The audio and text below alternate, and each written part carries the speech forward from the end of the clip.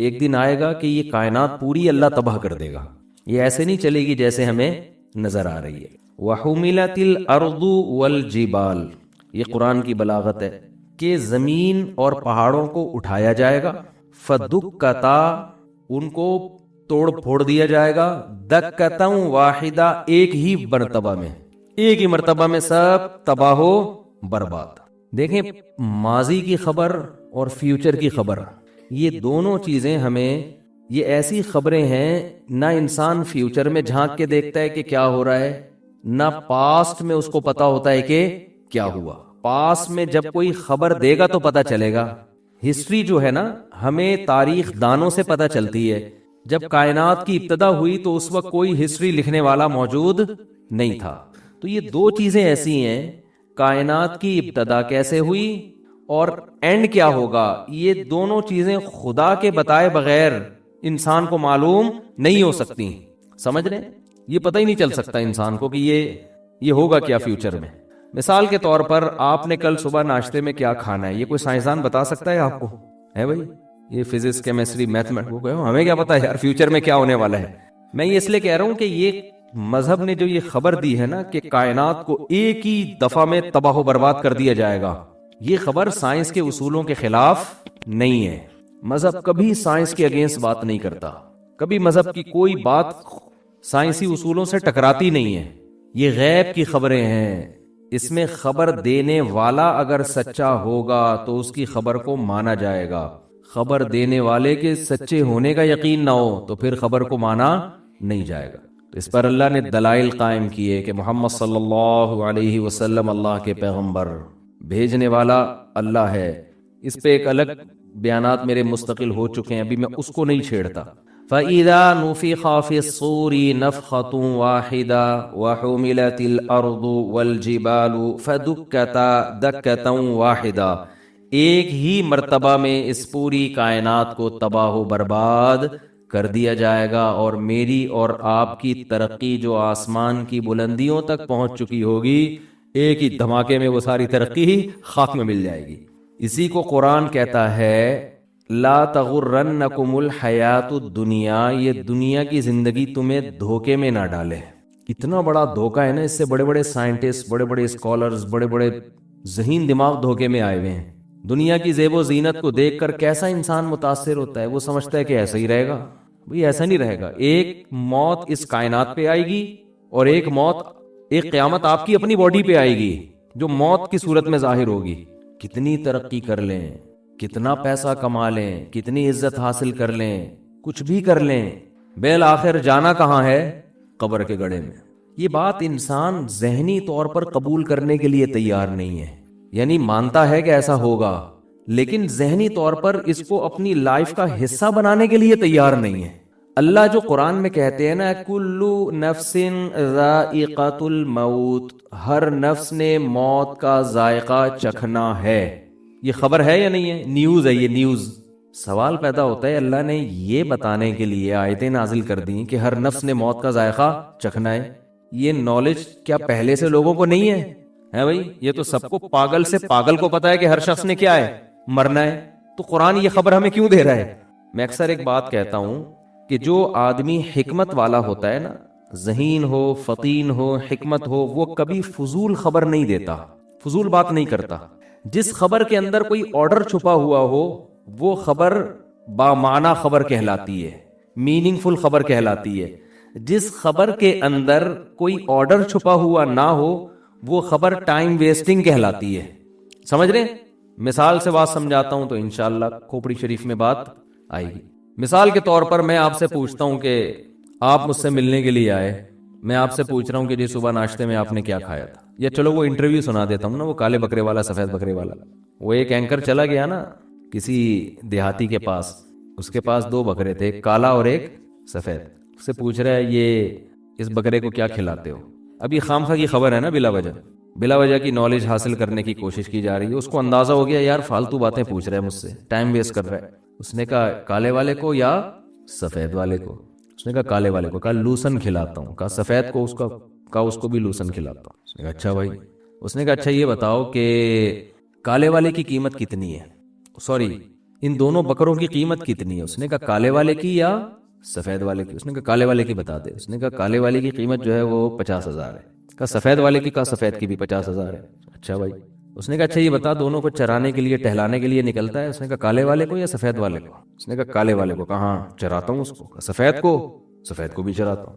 اس نے کہا کمبخت، جب تو سارے کام کالے والے سفید والے کے ساتھ ایک جیسے ہی کرتا ہے تو یہ کالے والے اور سفید والے کی تو نے پخ کیوں لگائی ہوئی ہے؟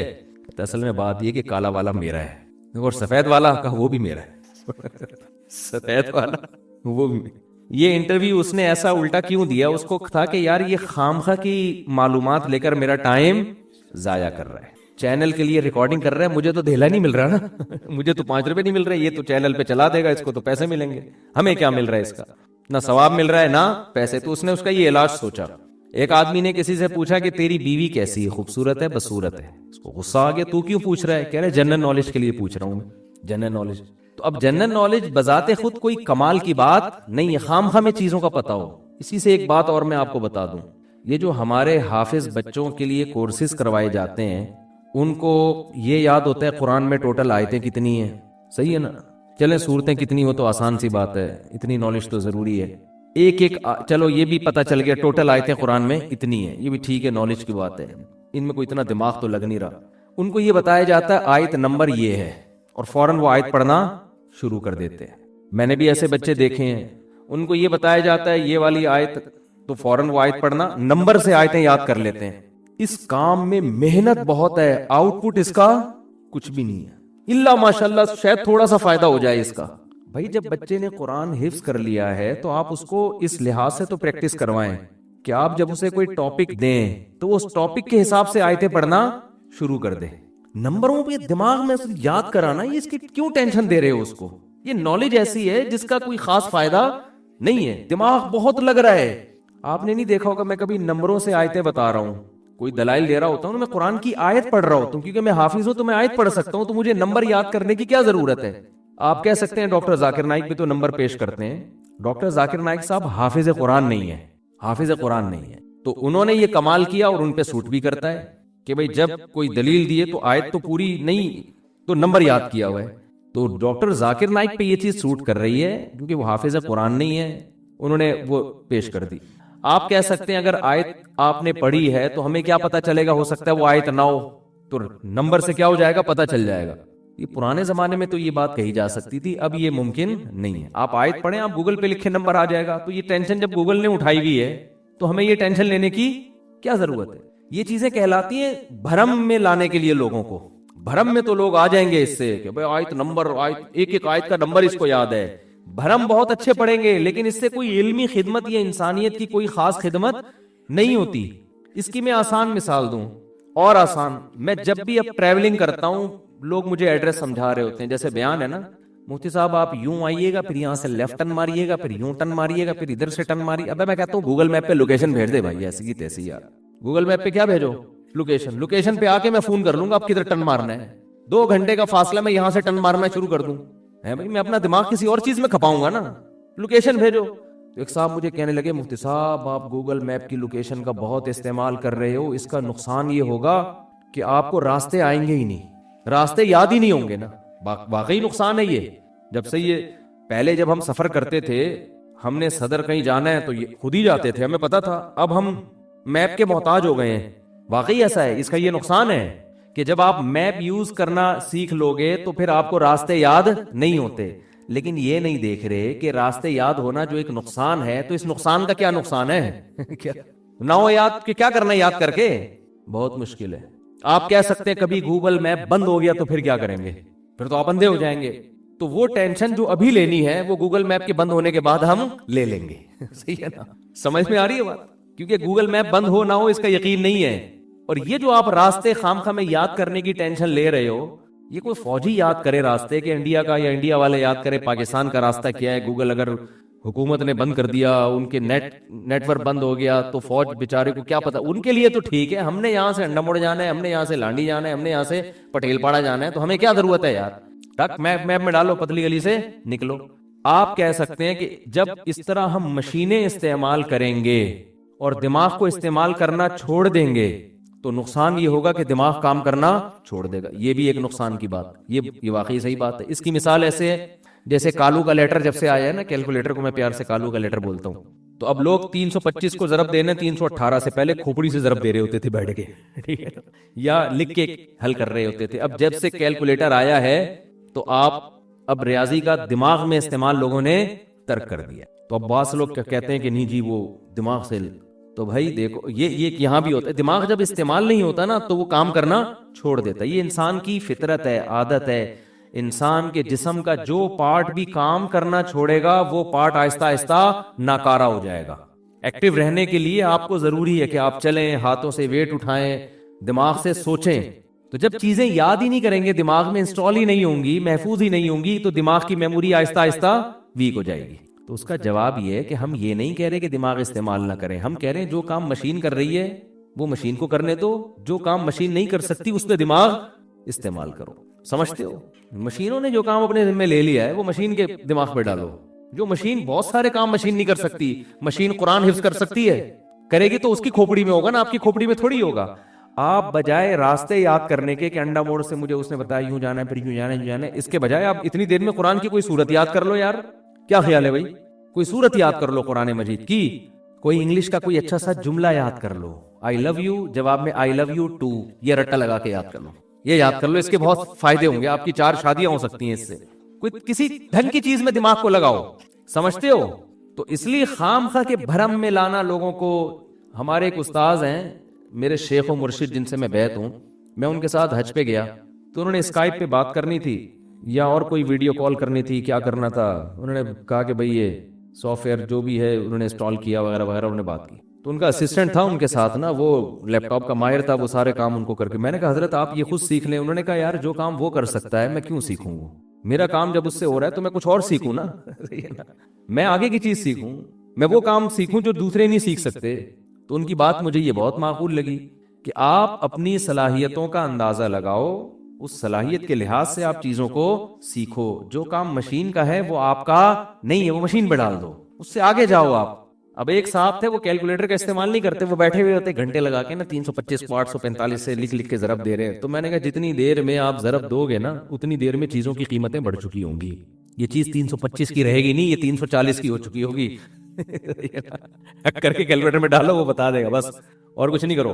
میں اپنی وصیتیں لکھتا ہوں نا, وصیت, بھائی اللہ نہ کرے آج اگر مر گئے تو کہاں کتنا پیسہ کس کا ہے میرے پاس, کس کی امانت ہے, کس کی زکوٰۃ ہے, کس کا صدقہ ہے, جو کہاں دینا ہے, بھئی موت کا تو کوئی پتہ نہیں ہے. تو یہ ساری چیزیں میں نے اپلیکیشن میں وہ کی ہوئی ہیں, گوگل پہ اپلیکیشن ہے, پاسورڈ ہے اس کا. اس میں کیا ہے, پہلے میں ڈائریاں لکھتا تھا بیٹھ کے, وسیم بھائی کے اتنے پیسے دینے ہیں, سلیم کے اتنے پیسے دینے ہیں, ستار کے اتنے پیسے دینے ہیں, اور فلانے نمبر سے اتنے پیسے لینے ہیں, اور پھر یہ میرے بینک میں اتنے پیسے زکوٰۃ کے پڑے ہوئے ہیں, یہ میرے نہیں ہیں, یہ فلاں جگہ دینے ہیں, اتنے پیسے کسی کی امانت ہے, یہ فلاں جگہ دینی ہے. ایک ایک چیز, پھر اس میں جو تبدیلی ہو رہی ہے وہ روزانہ بیٹھ کے, جب سے تلاش میں تھا کوئی ایپ آ جائے تو پتا چلا جی ایک ایسی اچھی اپلیکیشن آئی ہوئی ہے, ٹک کر کے اس میں فوراً سارا سیٹ اپ کر دیا, اس کا پاسورڈ شیئر کر دیا اور اسی میں وصیت نامہ لکھ دیا, اور اسی کی پی ڈی ایف بھی, تاکہ اس میں کسی کو یہ شبہ نہ ہو کہ کوئی چینجنگ کی ہے. تو پی ڈی ایف بھی, پی ڈی ایف میں تو چینجنگ نہیں ہوتی نا, تو ایسا سیٹ اپ بنا دیا. بات کیا ہو گئی, اب وصیت پر بھی عمل ہو رہا ہے. جیسے ہی اللہ نہ کرے اللہ تو کرے گا, انا للہ تو ہوگا, لیکن ابھی فوراً نہ ہو جائے, دیر سے ہو تو زیادہ اچھا ہے, ذرا خوشی زیادہ ہوگی, صحیح ہے نا. تو انا للہ تو سب کا ہونا ہے. تو جیسے ہی انا للہ ہو جائے گا تو فوراً وہ اپلیکیشن کا پاسورڈ 2 بندوں کو دیا ہوا ہے, بھائی یہ دیکھ لینا فلانے کے وسیم کے اتنے کبڑ, اور گھر والوں کو بتایا ان 2 سے کوئی الجھے نہیں, ٹھیک ہے نا, ان پہ میں نے اعتماد کیا ہوا ہے اور یہ قابل اعتماد لوگ ہیں. تو یہ آپ لوگ بھی کریں کہ یہ جو بتائیں گے نا یہ ان کا اپنا ہے یا کسی اور کا ہے, تو ان کی زبان پر آپ نے اطمینان کرنا ہے. ان کو بتائیں یہ اپلیکیشن بھی دکھا دینا, بھائی مفتی صاحب نے خود اپنے ہاتھوں سے لکھا ہوا ہے کہ یہ میرے نہیں ہے, یہ سلیم. اب کوئی سلیم بن کے آ جائے, بولے کہاں ہے میرے پیسے, فرضی نام بتا رہا ہوں سلیم, ہاں وہ پتہ چلا میرا کلپ چلا دیا عدالت میں, انہوں نے خود کہا تھا سلیم کے ہیں یہ. تو بہت بڑا مسئلہ ہے بھائی. یہ بھی وصیت کی بات آئی ہے تو یہ بھی عرض کروں, چونکہ مرنے کا پروگرام ہی نہیں ہے, ہم سمجھتے ہی نہیں ہے کہ میں ابھی مر سکتا ہوں, اس لیے جو دھاندلیاں ہو رہی ہیں, جو پیسے. کچھ دن پہلے میرے سامنے خبر آئی کہ ایک صاحب نے 20 کروڑ روپے کی پراپرٹی خریدی, 20 کروڑ روپے اسٹیٹ ایجنٹ کو دے دیے. فائل اپنے نام کرانی تھی, اگلے دن کرانی تھی, اس نے کہا ٹھیک ہے صبح آ کے مجھ سے فائل لے لینا. شام کو دیا ہے, کہا کہ صبح مجھ سے فائل آ کے لے لینا. صبح سے پہلے اس اسٹیٹ ایجنٹ کو یا بلڈر کو ہارٹ اٹیک ہوا اور اس کا انا للہ ہو گیا. اب یہ پہنچ گئے 3 دن تو جنازے, تعزیت, کفن دفن میں فوراً تو نہیں کوئی چلا جاتا نا, اگلا بولے گا بھائی تو ادھر میت پڑی ہوئی ہے تو 20 کروڑ روپے لینے آ گئے. چوتھے دن یہ پہنچے, بھائی 20 کروڑ روپے میں نے ان کو دیے ہیں, یہ پرچی ہے, پرچی سادہ سی لکھی ہوئی تھی کوئی, اور وہ دے دو. انہوں نے کہا بھائی ہمیں کیا پتا, آپ نے ایسے ہی لکھ دی ہو کچھ, ہمیں کیا پتا, یہ نہیں, وہ گئے 20 کروڑ روپے. اور وارثوں کا بھی اس لحاظ سے قصور نہیں ہے کہ بھائی ہو سکتا ہے کوئی فراڈی آیا ہو, ہمیں کیا پتا, کوئی گواہ تو ہے نہیں. وجہ کیا ہے کہ اس نے یہ فرض کر لیا تھا کہ اسٹیٹ ایجنٹ ابھی 6 مہینے مزید زندہ رہے گا, جب تک فائل میرے نام نہیں ہو جاتی یہ نہیں مرے گا. اسٹیٹ ایجنٹ بھی کوئی بے دین آدمی نہیں تھا, لیکن اس کا بھی یہ خیال نہیں تھا یار شام کو میں نے فائل لی ہے, صبح کو میں دے دوں گا, اس میں کون سا. لیکن وہی بات ہے, قرآن بار بار کہہ رہا ہے بھائی کسی بھی وقت مر سکتے ہو. نبی صلی اللہ علیہ وسلم نے وصیتیں لکھنے کا حکم دیا ہے. قرآن کہہ رہا ہے جب بھی کوئی پیسوں کا بڑا لین دین ہو اس کو لکھو, گواہ بھی بناؤ اس پہ. صرف ریٹن میں لانا کافی نہیں ہے, گواہ بناؤ اس پہ. 2 مرد نہ ہو تو 1 مرد 2 عورتیں, 4 عورتیں بھی نہیں چلیں گی, 40 عورتیں بھی نہیں چلیں گی, عورتوں کے ساتھ 1 بندہ ہونا ضروری ہے.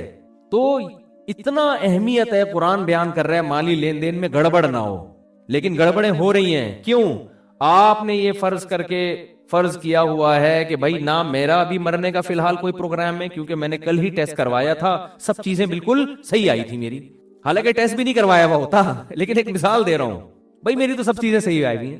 اور بھائی آپ نے ٹیسٹ اگر کروا بھی لیا ہو, ECG بھی صحیح آیا, شوگر بھی صحیح ہے, کڈنی بھی ٹھیک کام کر رہا ہے, حادثہ تو ہو سکتا ہے نا. کیا ڈاکٹر یہ بتائے گا کہ آپ کے باڈی اتنی لوہے کی بن چکی ہے کہ ٹرک کے نیچے بھی اگر آپ آ گئے تو نہیں مریں گے آپ کو اگر گولی بھی لگ گئی تو آپ نہیں مریں گے, یہ بتا سکتا ہے ڈاکٹر؟ تو بھائی گولی بھی لگ سکتی ہے, ٹرک کے نیچے بھی آ سکتے ہیں, ٹینشن سے بھی مر سکتے ہیں. آپ کی دوسری شادی ہو گئی, ڈھام مر گئے آپ, پتہ چل گیا پہلی والی کو, یہ بھی ہو سکتا ہے, حقیقت ہے. یہ آپ نے چھپ کے شادی کی ہوئی تھی, پہلی بیوی کو پتہ چل گیا, اور جب وہ اس نے ریئیکشن کیا تو آپ مر گئے. ٹینشن سے کچھ بھی ہو سکتا ہے, یا تو وہ مر گئی یا آپ مر گئے, دیا تو وہ مر گئی ٹینشن سے. کچھ بھی, کوئی بھی کسی بھی ٹائم پہ دنیا سے جا سکتا ہے. تو اس لیے یہ وصیتیں گوگل ڈرائیو پہ یا ان چیزوں پہ کہیں سیو رکھا کرو اپنی. آپ کو یہ ہر وقت احساس ہونا چاہیے بھائی اس ٹائم پہ اگر مر گیا تو میرے وارثوں کو کسی قسم کی کوئی کنفیوژن نہیں ہونی چاہیے, ان کو پتا ہو کس کا پیسہ کہاں ہے, کس کو دینا ہے, کیا کرنا ہے.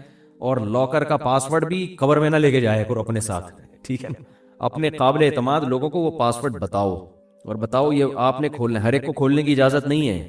ایسے کیسز ہمارے پاس بہت سارے آ چکے ہیں کہ ابا کا انتقال ہوا, اماں نے ابا کا لاکر کھولا, اس کے بعد پتہ ہی نہیں اندر سے نکلا کیا, اماں کسی کو بتانے کے لیے تیار ہیں ہی نہیں. بچے میں کھلبلی بچھی ہوئی, اماں بتاؤ تو صحیح کیا نکلا اندر سے. اماں نے آدھا بتایا, آدھا ماموں کو دے دیا, ٹھیک ہے. مائیں بھی ایسا کر رہی ہوتی ہیں, بڑا بھائی بھی بعض دفعہ وہ پاورفل ہوتا ہے, وہ کر لیتا ہے. اور جو دیندار ہوتا ہے وہ 2 نمبری پتہ ہے کس نام پہ کرتا ہے, وہ کہتا ہے ابھی نکال کے رکھو, بعد میں اس کو دیکھیں گے, دوں گا میں سب کو اس کا حق, لیکن ذرا آرام سے کریں گے, جلدی نہیں ہے. چھپا لیا اس. پھر اس کے دل میں شیطان وسوسے سے ڈالتا ہے, ابے تیرے چھوٹے بھائی ہیں نا, تو ان کو وراثت دینے کے بجائے اس سے بزنس کر, بزنس کرے گا, پیسہ آئے گا تو بھی ان کو کھلائے گا, انہی کے لیے میں کر رہا ہوں. اس طرح سے دھاندلی کر کے جائیدادیں ہڑپ کر لیتے ہیں. کیونکہ جو دیندار ہوتا ہے نا, اس کا, ہمارے حضرت فرمایا کرتے تھے, مولوی کا شیطان بھی مولوی ہوتا ہے. وہ اس کو شریعت کا لیبل لگا کے غلطیاں کرواتا ہے اس سے. وہ اس کو جو ہے نا, جو مولوی ٹائپ کے لوگ ہوتے ہیں ان کا شیطان مولوی ٹائپ کا ہوتا ہے, جو مولوی ہوتے ہیں ان کا شیطان مولوی ہوتا ہے, جو مولوی ٹائپ کے ہوتے ہیں وہ بھی مولوی ٹائپ کا. جو شیطان اتنا ماہر ہے, وہ ہر ایک کو ہر فیلڈ کا ماہر ہوتا ہے شیطان. اس کو پتا ہے اس بندے کو میں نے کہاں کیسے گمراہ کرنا ہے. آپ کو پتا ہے یہ جو عیسائیوں میں شرک آیا, یہ شیطان لے کر آیا نا. تو کیا شیطان نے عیسائیوں کو عیسیٰ علیہ السلام کے خلاف بغاوت پہ اکسایا تھا؟ کیا مذہب سے دور ہٹایا ان کو؟ نہ. وہ جانتا تھا کہ یہ لوگ عیسیٰ ابن مریم کے اتنے معجزے دیکھ چکے ہیں, اتنے کہ یہ اب عیسیٰ ابن مریم سے دور ہونے والے نہیں ہیں. ان کو آپ کے نبی ہونے پر اتنا یقین ہے کہ میں اگر ان کو یہ وسوسے ڈالوں گا کہ وہ نبی نہیں تھے تو ٹائم ویسٹنگ کے علاوہ کچھ بھی حاصل نہیں ہوگا. ٹائم ویسٹنگ ہے. یہودی کو اس نے یہ ورغلا دیا کہ یہ نبی نہیں ہے, شیطان نے جو ہے نا ورغلا دیا. عیسائیوں کو نہیں ورغلا, وہ تو صبح شام عیسیٰ ابن مریم کے معجزے دیکھ رہے تھے. اتنے معجزے, بغیر باپ کے پیدا ہونا, پھر ماں کی گود میں گواہی دینا کہ میں اللہ کا پیغمبر ہوں, ایک خدا کی عبادت کرو. پھر اس نے سوچا کہ اس قوم کو میں شرک پہ لے کر آؤں, اس نے کہا ان میں شرک لانے کا طریقہ یہ کہ بت پرست بنا دوں میں ان کو. اس نے کہا, شیطان نے بولا یہ بھی پاسبل نہیں ہے. وہ عیسائیوں کو جانتا تھا عیسیٰ ابن مریم توحید پر اتنا کچھ کہہ کے چلے گئے ہیں کہ بت پرستی اس قوم میں کبھی بھی نہیں آ سکتی. اگر میں ان کو بتوں کی عبادت پہ لاؤں گا تو ٹائم ویسٹنگ کے علاوہ کچھ بھی حاصل نہیں ہوگا. بہت امپورٹنٹ بات ہے, آج بھی یہی ہو رہا ہے, شیطان یہی کر رہا ہے. شیطان کو بہت بڑی فلم ایسے ہی تھوڑی کھا جاتا ہے. تو اس کو پتا تھا کہ یار ان میں بت پرستی نہیں آ سکتی, بت پرستی نہیں آ سکتی. شیطان نے بولا کہ اگر میں ان کو سب کو زانی بنانا چاہوں گا یہ بھی پاسبل نہیں ہے, کیونکہ یہ زنا کے خلاف ہے. مذہبی لوگ ہیں نا, یہ نہیں اس 2-4 لوگ زنا کر لیں گے, سارے تھوڑی زانی بن سکتے ہیں. شیطان نے کیا کیا, شیطان نے کہا ان کے اندر جو سب سے بڑی خوبی ہے نا وہ یہ کہ عیسیٰ ابن مریم سے یہ ٹوٹ کے محبت کرتے ہیں, اس محبت میں یہ کمپرومائز کرنے کے لیے تیار نہیں. یہ خوبی, اسی خوبی کو ان کی سب سے بڑی خامی بنا دو, اسی خوبی کو ان کی سب سے بڑی خامی بنا دو. حضرت عیسیٰ کے نام پہ سیرت کے جلسے کرواؤ. وہ جلسے بھی ٹھیک ہیں بھائی, حضرت عیسیٰ کی سیرت بیان ہوگی, خطیب آئیں گے, تقریریں ہوں گی, مقابلہ ہوگا کہ کون عیسیٰ کی شان کو کتنا اونچا بیان کرتا ہے. خطابت میں تو یہی ہوتا ہے نا, ایک خطیب یہ بیان کر رہا ہے کہ عیسیٰ ابن مریم اللہ کے بندے تھے, نہ مختار کل تھے, نہ حاضر ناظر تھے, نہ مشکل کشا تھے, بس اللہ کے بہت محبوب تھے. اس کی تقریر اتنی ہٹ نہیں ہوگی, اس کی زیادہ ہٹ ہوگی جو کہ عیسیٰ ابن مریم بغیر باپ کے پیدا ہوئے, سارے پیغمبر باپ کے ذریعے پیدا ہوتے ہیں, یہ بغیر باپ کے ہوئے, تو کچھ تو ہے ان میں. انسان تو باپ کے بغیر پیدا نہیں ہو سکتا, انسان تو مردوں کو زندہ نہیں کر سکتا, انسان تو جو پیدائشی نابینا ہو ان کی کوئی بینائی نہیں لوٹا سکتا. اتنے سارے کام عیسیٰ کر رہے ہیں اور باپ بھی نہیں ہے. اس کا مطلب خدا ان کا باپ, معاذ اللہ, نقل کفر نباشت, ان کا باپ کون ہے؟ معاذ اللہ, خدا ہے. اب سوال پیدا ہوتا ہے, عیسائیوں نے اپنے خطیبوں سے پوچھا کہ باپ, خدا تو جن نہیں سکتا کسی کو. تو انہوں نے کہا نہیں, ہم نہیں کہہ رہے کہ خدا نے ان کو جنا ہے, خدا کے جسم کا ٹکڑا نہیں ہے, بس باپ ہے اللہ. اچھا مجازن باپ ہوگا, جیسے کسی بڑے کو بھی آپ مجازن باپ کہہ دیتے ہو, حقیقتاً نہیں ہے. اور بیٹا ان کو مجازن کہہ دو, جیسے ہم کہتے ہیں نا باپ کو بھی آدمی بیٹا کہہ دیتا ہے بعض دفعہ, صحیح ہے, بیٹا کیا کر رہے ہو, یا کسی دوست کو بیٹا کہہ دیتا ہے, یا کسی بھی چھوٹے آدمی کو بیٹا کہہ دیتا ہے محبت میں, حالانکہ وہ بیٹا نہیں ہوتا, تو مجازن کہہ دیا ہوگا بیٹا. تو اگر ہم مجازن مانتے ہیں تو پھر تو مجازن کسی بھی پیغمبر کو کہہ دو بیٹا. تو عیسیٰ کی کیا خصوصیت ہے؟ انہوں نے کہا نہیں مجازن نہیں ہے, حقیقتاً بیٹا, لیکن اللہ کی ذات سے نکلا نہیں ہے. جب نکلا بھی نہیں ہے تو پھر کیسے؟ ہمیں نہیں پتا, وہ ہے. تقریر میں آپ جیت گئے بہرحال, سمجھ رہے ہو کہ نہیں سمجھ رہے بھائی؟ تقریر میں تو آپ کیا ہو گئے. اور ان کو پھر تورات کی ایسی آیتیں بھی مل گئیں, کیونکہ جب آپ کوئی فاسد نظریہ فرض کرتے ہو تو آپ کو اپنے مطلب کے دلائل ہر جگہ سے مل جاتے ہیں. یہ بھی ہے, جیسے ہمارے پروفیسر غامدی صاحب, وہ جو مرضی پھینک دیں, کہیں نہ کہیں سے آیتیں نکال کے لے آتے ہیں. وہ کچھ بھی کہتے ہیں کہیں نہ کہیں سے مل جاتی ہے. تو ہر ایک کے ساتھ ہے, آپ کو اقوال مل جائیں گے, آپ کوئی بھی قول لے لو, کہیں نہ کہیں کسی تابعی کا ضعیف قول حاشیے میں لکھا ہوا آپ کو مل جائے گا. تو گمراہ لوگ یہی کچھ کر رہے ہوتے ہیں, بھائی اس قول کو کسی نے حیثیت نہیں دی, اس کی کوئی ویلیو نہیں ہے. تو یہ کیا ہوا کہ یہود و نصارہ میں, عیسائیوں میں اسی طرح سے کیا ہوا, حضرت عیسیٰ کی سیرت میں مبالغہ, بہت زیادہ اہمیت بڑھانا شروع, پھر اس پہ کتابیں, پھر اس پہ مناظرے. ظاہر ہے اس وقت حق پرستوں نے مخالفت کی, لیکن لیبل ایسا لگا تھا عیسیٰ کی شان بیان ہو رہی ہے, تو ظاہر ہے لیبل سے لوگ دھوکا کھاتے ہیں. تو وہ پادری جو توحید پرست تھے, جو عیسیٰ ابن مریم کو اللہ کا بیٹا نہیں کہتے تھے, ان کی تحریک آہستہ آہستہ دبتی چلی گئی اور وہ مارکیٹ سے آہستہ آہستہ شارٹ ہوتے چلے گئے. اور وہ عیسائی, وہ پادری, وہ ان کے مذہبی رہنما جنہوں نے کہا عیسیٰ اللہ کے بیٹے ہیں, اور تورات انجیل میں ایسی آیتیں بھی ملتی تھیں جن میں بیٹے کا اطلاق کیا گیا, وہ مجازی معنوں میں, محبوب کے معنی میں, ان آیتوں سے بھی انہوں نے غلط مطلب نکالنا شروع کر دیا. اور نکالتے نکالتے نکالتے نکالتے یہاں تک نوبت پہنچ گئی کہ بالآخر انہوں نے بیٹا قرار دے دیا, اور یہ عیسائی مذہب کا حصہ بن گیا. تو شیطان نے عیسائیوں کو عیسیٰ علیہ السلام کی محبت ہی کو بیس بنا کر گمراہ کیا ہے. تو شیطان یہ سمجھتا تھا کہ عیسیٰ کی بغاوت پہ لا کے ان کو گمراہ نہیں کیا جا سکتا. یہی کام شیطان آج اس امت مسلمہ کے ساتھ کر رہا ہے. جب جس نے اپنی ٹھڑک نکالنی ہو نا دشمنی کی, توہین, اس کے الفاظ سے آپ توہین نکالو اور اس پہ چشمہ کر دو. میرے پاس ایسے ایسے واقعات ہیں نا, آپ کے رونگٹے کھڑے ہو جائیں گے. مجھے ڈر یہ ہوتا ہے کہ کہیں, یعنی نام لیے بغیر میں مبہم طور پہ ایسے واقعہ سنا سکتا ہوں. میں اسپیسیفک کہیں پوری واقعے کے ساتھ بتاؤں گا تو شاید مسئلہ خراب ہو جائے, میرے لیے معاشرے میں چلنا مشکل ہو جائے.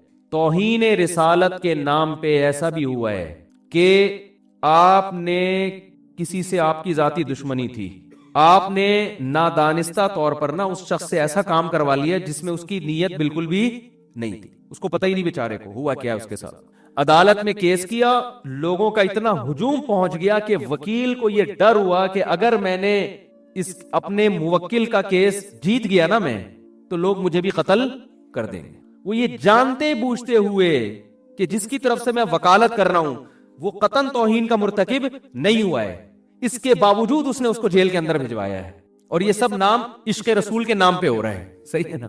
میں مانتا ہوں کہ توہین رسالت یا توہین اہل بیت یہ بہت بڑا جرم ہے, اس پہ قانون بالکل صحیح ہے. توہین رسالت کے مرتکب کی جو سزا پاکستان کے قانون میں لکھی ہے بالکل ٹھیک ہے, لیکن بہت سے لوگ مذہب کا لیبل غلط استعمال کر کے ایسے قوانین کو غلط استعمال کرتے ہیں. بہت سارے لوگوں کو بے گناہ, جج تو گواہی دیکھے گا نا, اس کو کیا پتا. تو خیر یہ بڑا حساس موضوع ہے, اس میں ہم گئے تو پھر بڑے مسائل ہو جائیں گے, لیکن جو بھگتتا ہے اسی کو پتا ہوتا ہے. لیکن آپ دیکھو جذباتی لوگ نعرے لگوا لو, دھرنے دلوا لو, کوئی سنجیدگی سے, کوئی ذہن خالص ذہن ہو کر کسی ٹاپک پر سوچنے کے لیے تیار ہوتا ہی نہیں ہے. رسول اللہ صلی اللہ علیہ وسلم نے فرمایا ایک صحابی سے کہ تمہارے اندر دو چیزیں ایسی ہیں جو اللہ اور اس کے رسول کو بہت پسند ہیں. لوگ اکثر کہتے ہیں نا دیوانگی کہ ہم دیوانے, اس معاملے میں ہم دیوانے, ہم نے عقل کو ایک طرف رکھ دیا ہے, ہم بالکل پاگل ہیں, اس پاگل پنے پہ ہمیں کیا ہے خوشی, ہم فخر کرتے ہیں. یہ سب قرآن و سنت کے خلاف ہیں. اسلام کسی معاملے میں پاگل پنے کو پسند نہیں کرتا, کسی معاملے میں جذباتیت کو پسند نہیں کرتا. کیوں؟ نبی صلی اللہ علیہ وسلم نے ایک صحابی سے فرمایا کہ تم میں دو چیزیں ایسی ہیں جو اللہ اس کے رسول کو بہت پسند ہیں. حالانکہ نبی نے کسی کے چہرے پر اس کی تعریف کرنے سے منع کیا ہے, لیکن یہاں نبی صحابی کی تعریف کر رہے ہیں ان کے سامنے. کیوں؟ اس لیے کہ وہ اتنی قابل تعریف چیزیں ہیں کہ اللہ کے نبی نے عام اصول سے ہٹ کے ان کے چہرے پر ان کی تعریف کی کہ یہ ایسی زبردست کوالٹی ہے. جیسے آپ کو پتا ہے نا کہ یار میں اس بندے کی اس کے منہ پہ تعریف کروں گا تو اس کے خطرہ یہ چوڑے میں آ جائے گا اور اس میں کبر پیدا ہوگا, لیکن بعض دفعہ ایسی صفت ہوتی ہے آدمی کہتا ہے یار جو مرضی ہو جائے یہ تو اس کے سامنے بیان کرنی ہے, یار ایسی کوالٹی ایسی زبردست.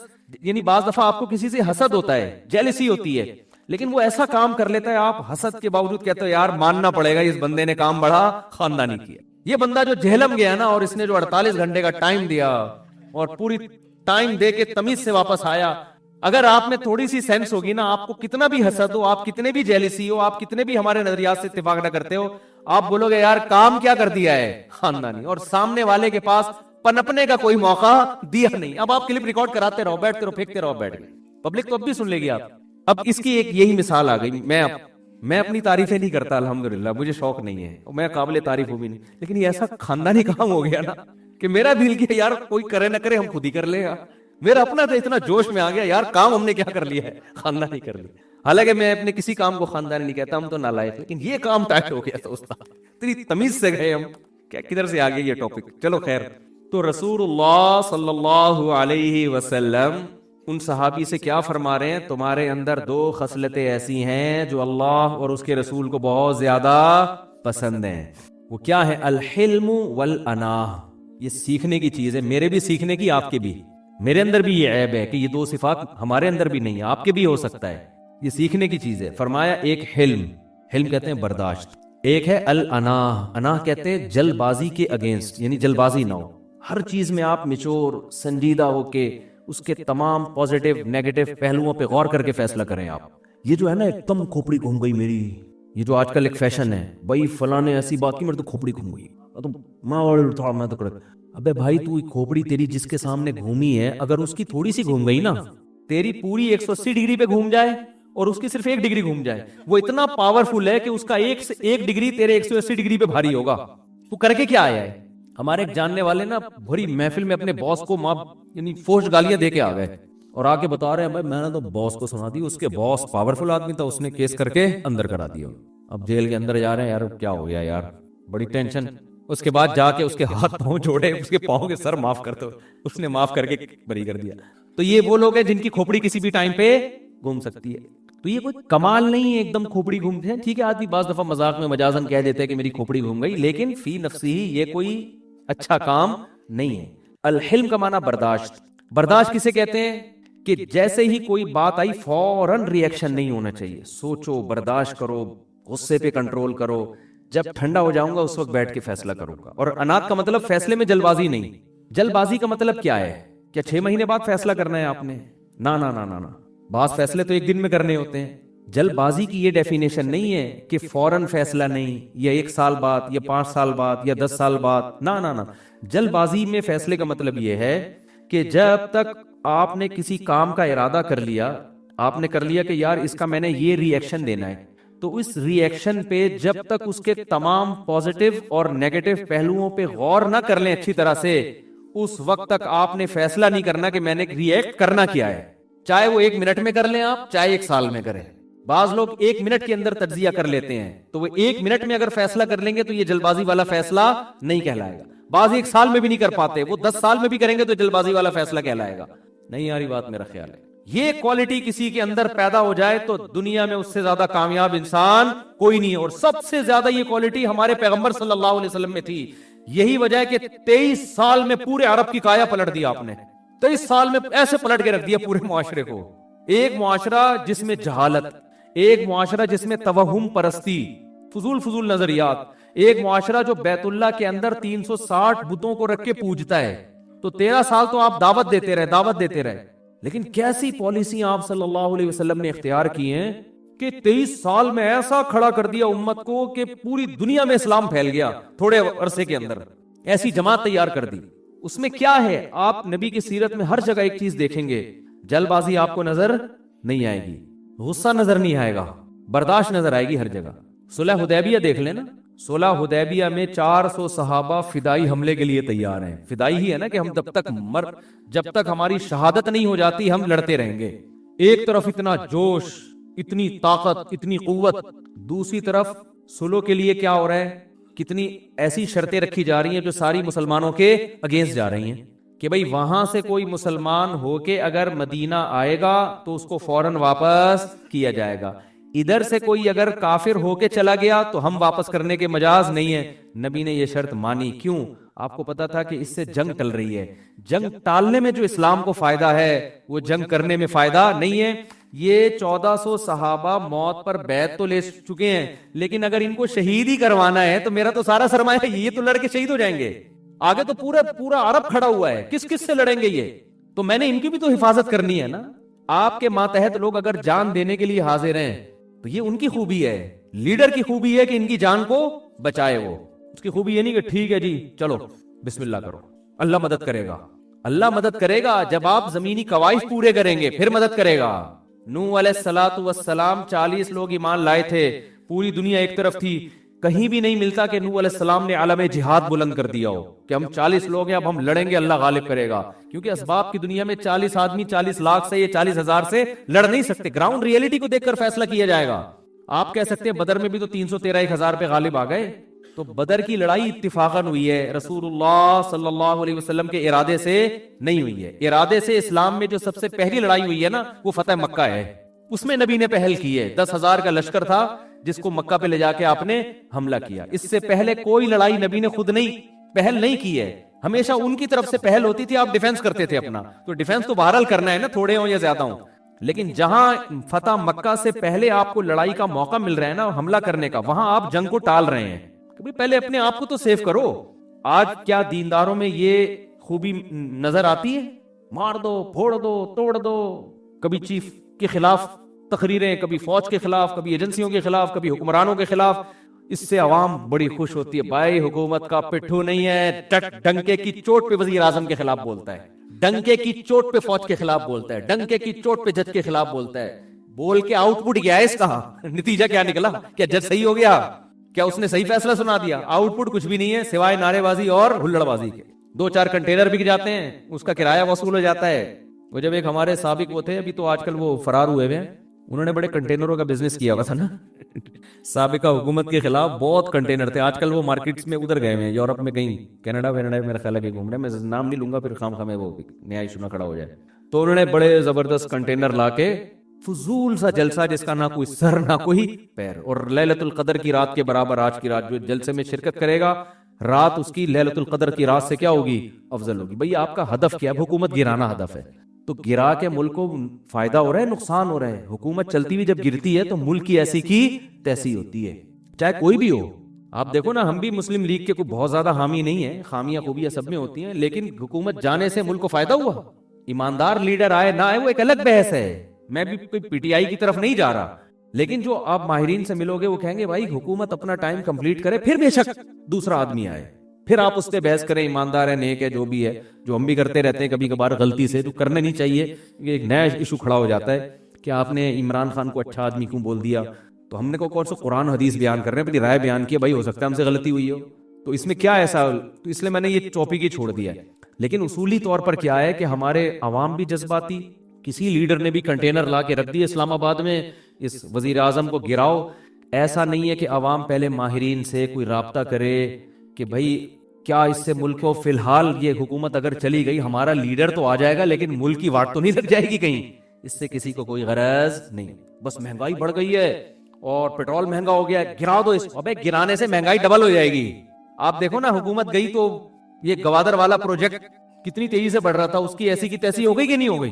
ہم نے تو 2023 کی خوشخبریاں سنائی ہوئی تھی لوگوں کو, میرے بیانات ہیں میں نے سارے ہٹوائے, اپنے بیانات ہٹا یار, لوگ ہمیں ماریں گے پکڑ کے کہ 2023 میں ہم سونے کے نوالے کھائیں گے. میرے بیانات ہیں, پروجیکٹر پہ پورا کیلکولیشن کر کے میں سمجھا رہا ہوں کہ ادھر گوادر پورٹ بنے گی, ادھر سے کنٹینر سے اتنا ٹیکس لیا جائے گا, اتنا ٹیکس ہے تو پھر اتنا ہمارا جو ہے نا سرمایہ بڑھنا شروع ہو جائیں گے. پوری کیلکولیشن کر کے میں نے 5-10 سال پہلے پوری کیلکولیشن کر کے بتایا کہ انشاءاللہ 2023 میں کھلا کھائیں گے تو ننگا نہائیں گے معذرت کے ساتھ. لیکن وہ کیا ہے کہ گورنمنٹ کی وہ کمپلیٹ ہی نہیں کرنے دیا گیا پروجیکٹ.